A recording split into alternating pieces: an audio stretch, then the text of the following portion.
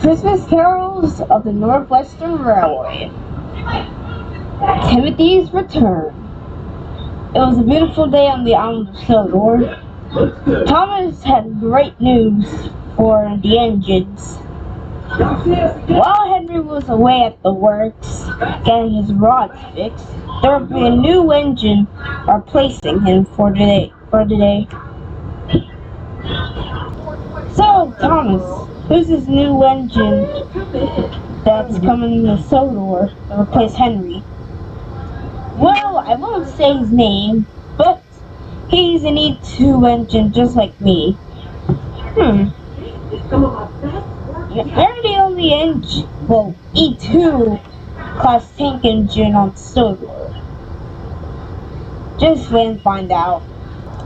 But as Gordon heard the whistle, his face turned into an angry face. Don't tell me. Slowly, a gray E2 tank engine backed up into the sheds. And it was Timothy. I'm not gonna give you these kind of rays.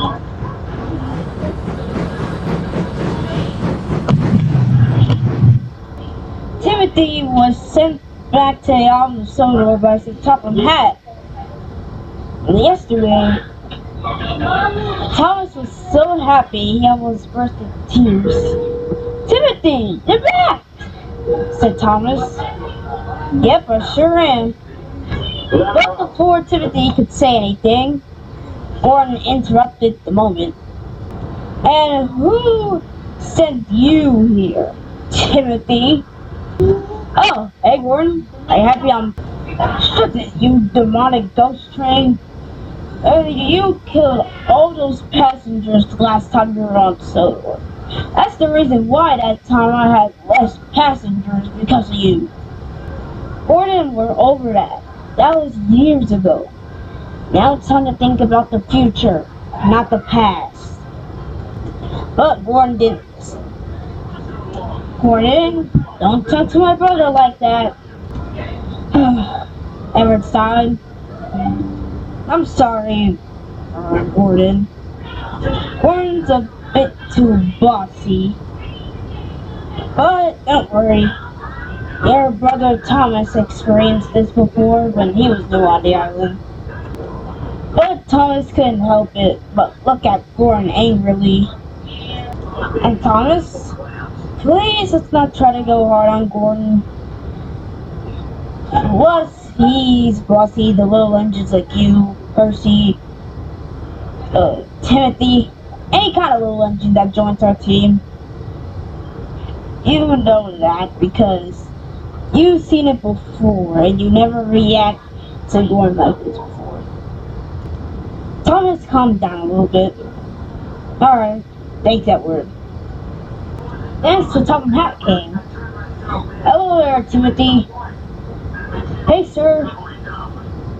I have a job for you. You and Thomas will be working on the branch line.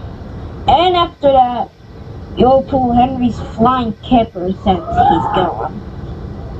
"Alright. Is Sir Topham Hatt really gonna let him pull a train? He's literally gonna kill all the passengers again." What? James wheezed. "I'm sure he didn't do that again. But he never do anything right." "Hey, don't be rude to Timothy. It's his first day back on Sodor. Who cares? He's just gonna end up killing the passengers, Percy. So can you please just shut up?" Timothy heard the commotion. Timothy had to prove that he wasn't gonna do anything wrong.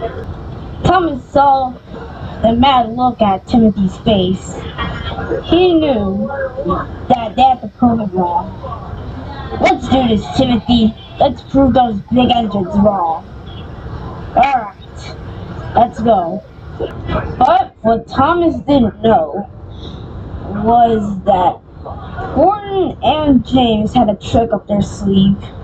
They decided to hook up the jet engine to Annie and Clarabelle, and the two engines got going, or so they thought.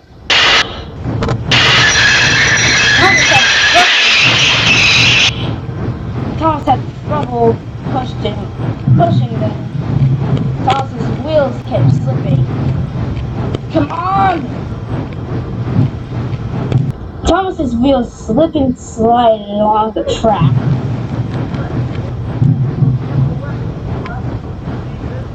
Come on! Said Thomas. But there was no use. Thomas, why aren't we going anywhere? But before Thomas's question could be answered, a switch was turned on. And Thomas and Timothy were set flying along the track.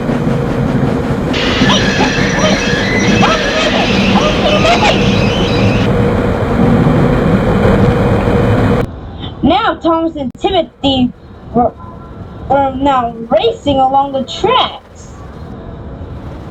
Timothy, where are we going? We did it again!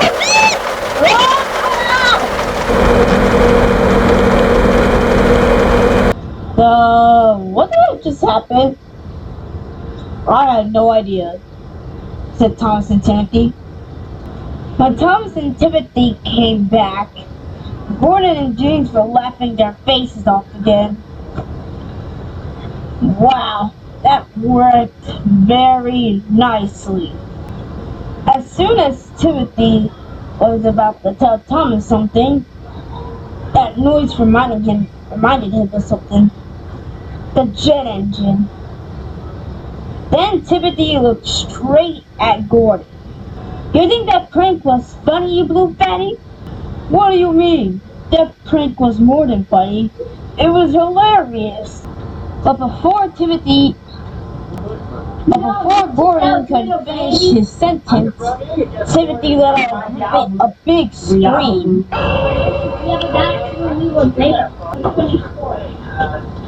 Gordon, why do you never leave me and Thomas alone? You always bully a small G. But it was just a prank. Get over it. No, I am not gonna get over it.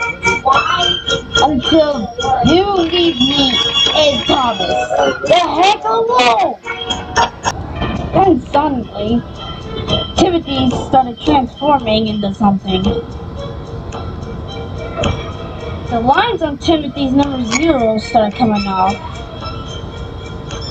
Can you please just leave us alone? Then Timothy disappeared out his shed. Then suddenly he charged at Gordon. Come here, you little... Oh no!